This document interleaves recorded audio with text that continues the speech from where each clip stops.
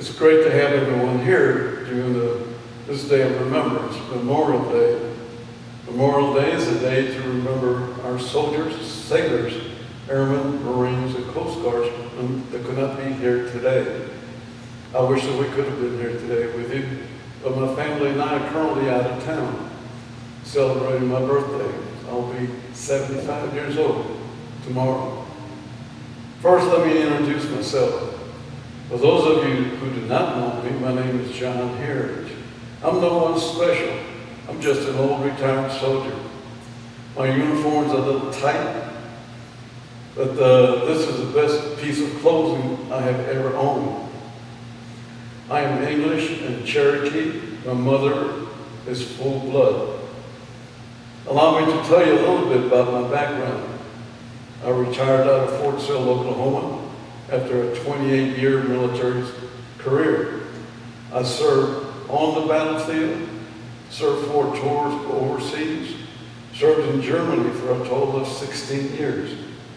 I was assigned to Fort Carson in Colorado Springs, Fort Sam Houston in San Antonio, Fort Bliss in El Paso, Fort Bragg in North Carolina, and Pennsylvania State University as a senior ROTC instructor, and back and forth to Fort Sill.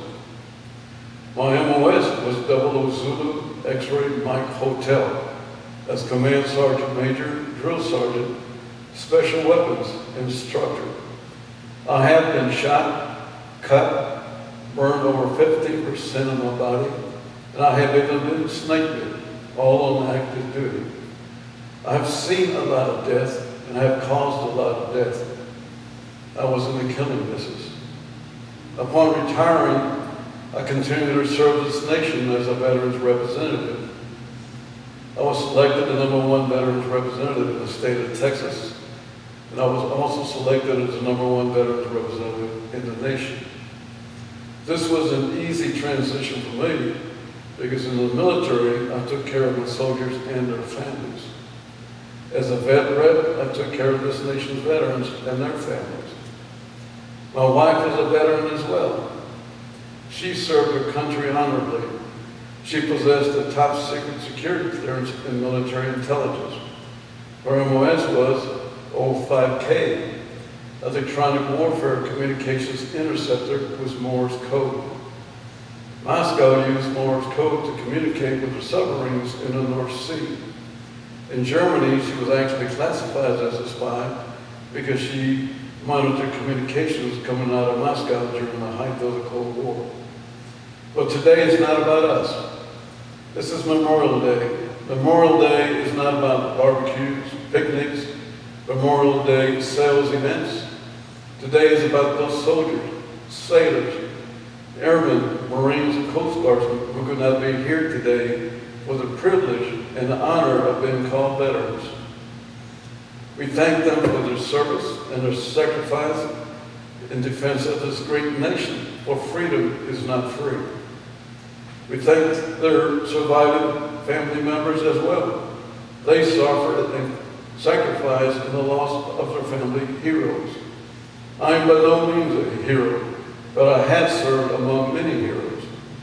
The military and the profession of arms are honorable professions. However, there are dangerous professions. It is those who have fought for it that life has a special flavor. You have never lived until you almost died. It is the U.S. veteran, especially the wounded, that pray for peace.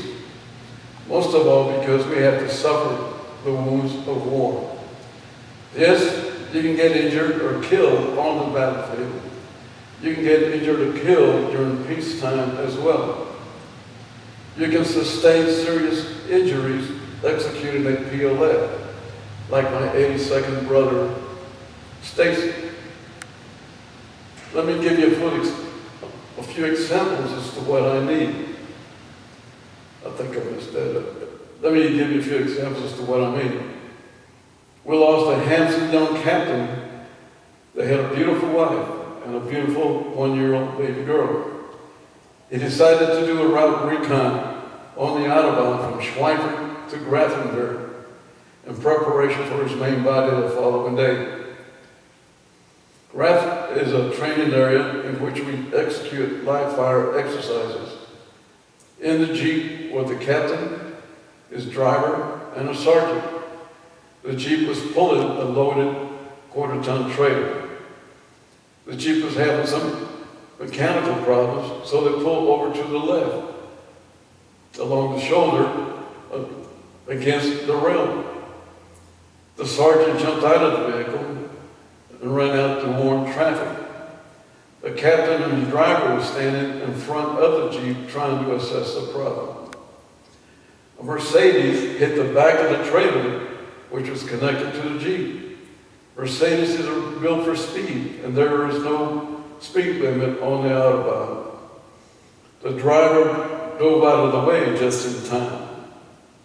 The impact threw the captain over the barrier onto the other lane, and he was killed instantly. This was before we converted to Humvees. One of my cooks was doing drugs into the train. When he came out, he was so high that he thought he could fly. He opened the window at the end of the hallway and jumped. He could have, but he couldn't fly. He could have survived the fall, but there was a big dumpster at the bottom, and his head hit the dumpster. One young soldier had a heart attack during a 2-mile run. He was a timid young man, and all the others used to always harass him and make fun of him.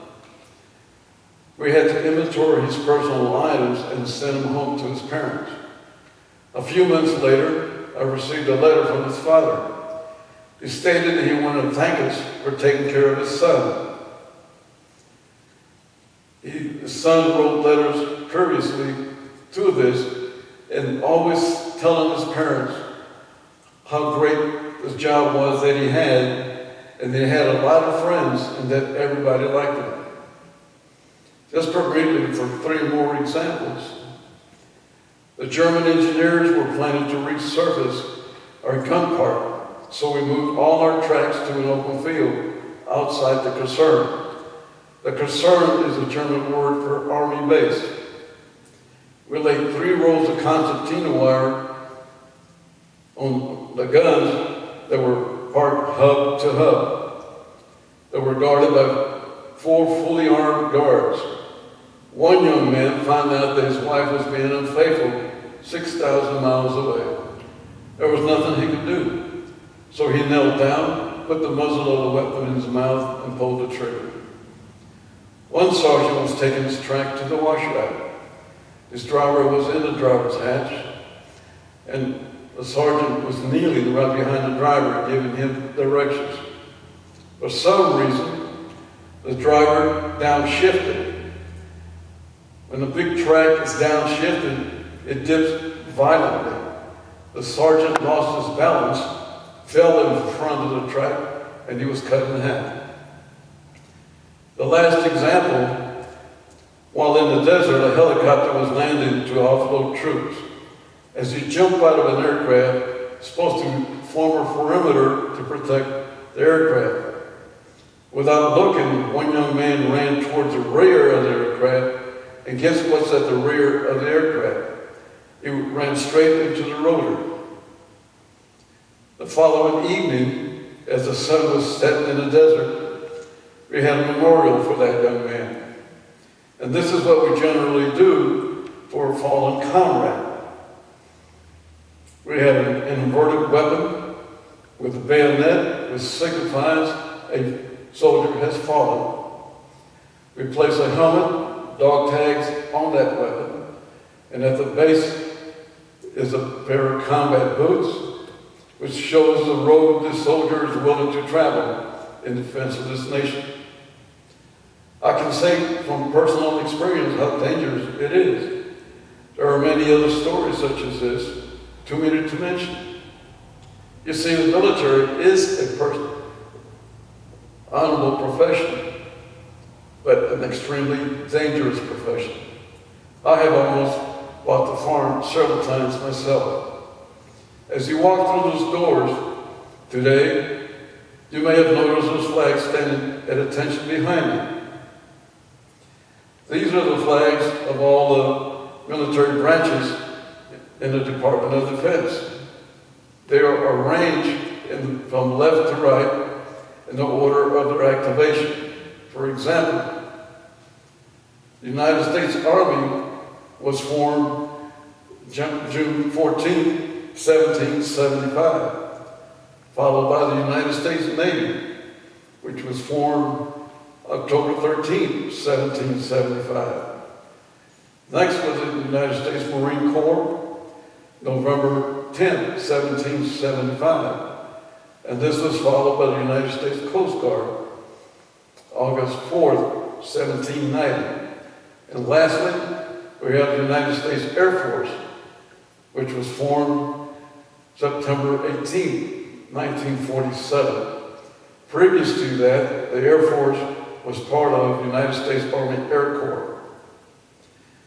To my immediate right, far right on the wall, you'll see the seals of each particular branch of the military, and they're all also arranged in the order of their activation. And to my immediate right, you see a table that's draped with a white cloth.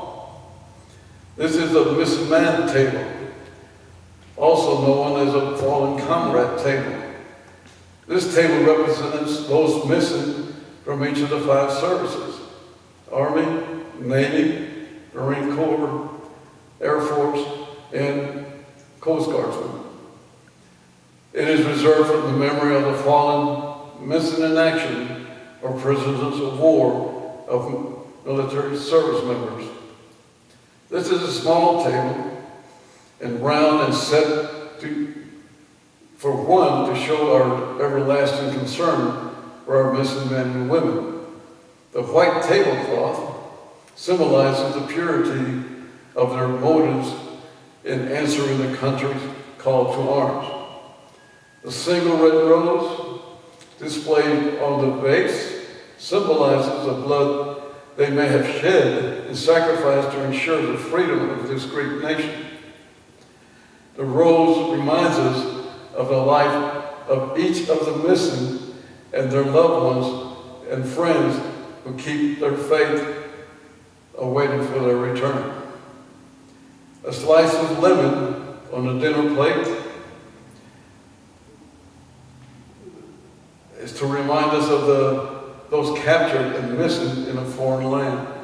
A pinch of salt symbolizes the tears shed by those missing and their families as they await for their return. The Bible represents the strength gained through faith to sustain those lost from our country, founded as a one nation under God. The lighted candle reflects the light of hope which lives in our hearts to illuminate their way home to the arms of a grateful nation. The glass is inverted, symbolizing their inability to share a toast with us. Now the chair is empty, for they are missing.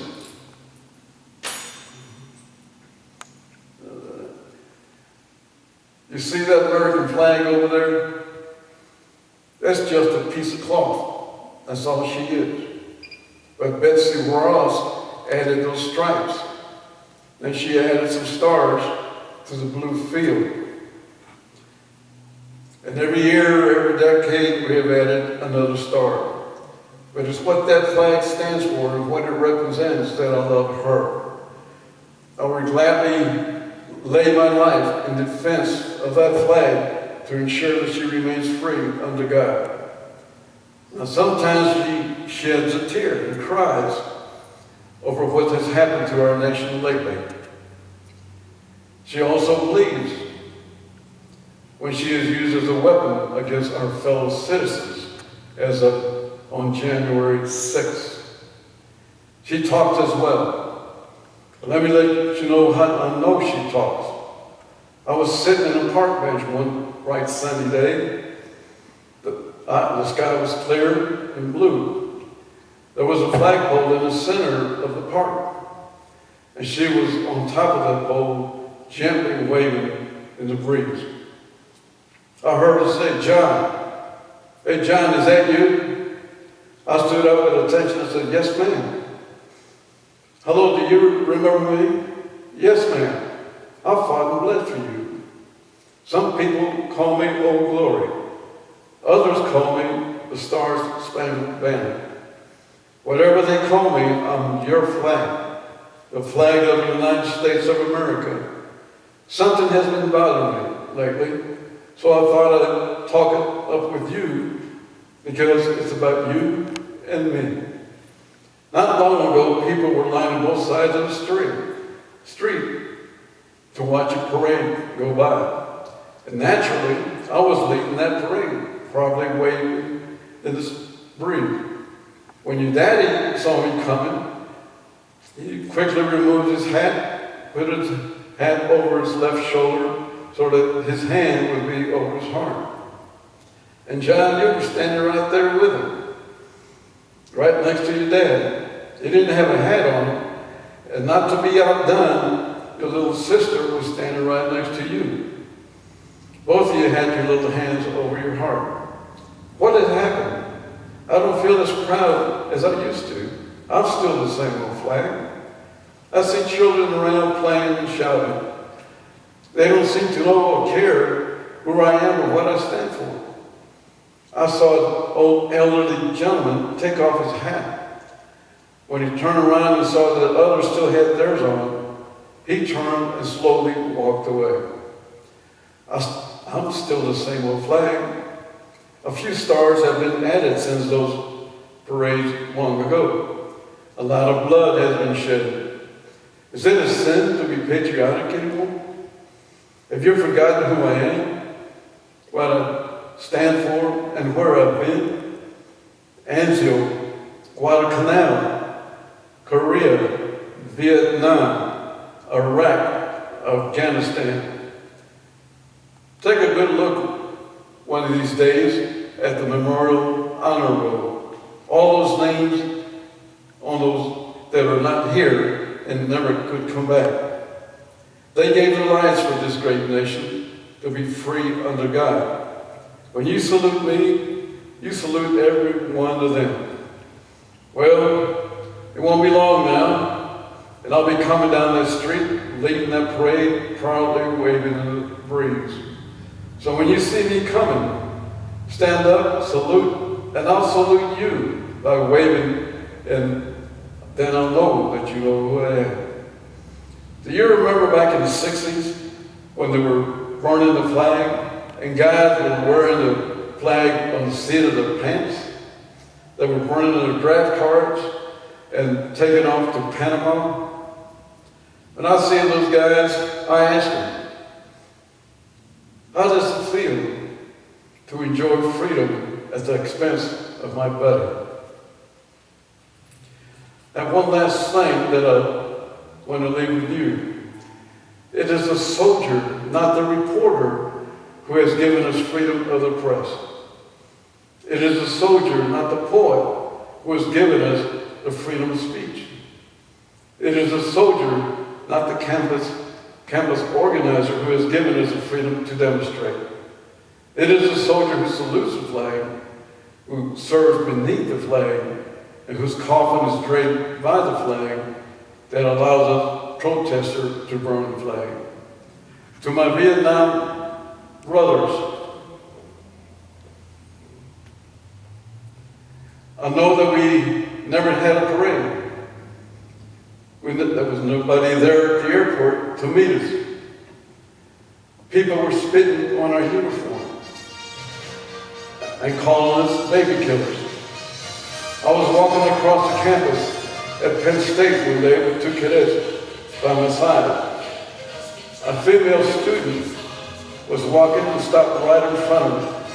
She turned around and looked me straight in the eye. What did she say? Did she say, "Welcome home"? No. Did she say, "Thank you for your service"? No. She turned around, looked at me straight in my face and said, or a pig. And that hurt. And it still does. And I could have grabbed her by her scrawny little neck. But I said to myself, John, you better not. Because she does not know or understand what you just said. May God bless our servicemen and women in harm's way today and bring them home safely. May God continue to bless this great nation.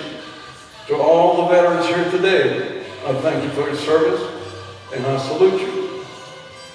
Thank you and have a great Memorial Day.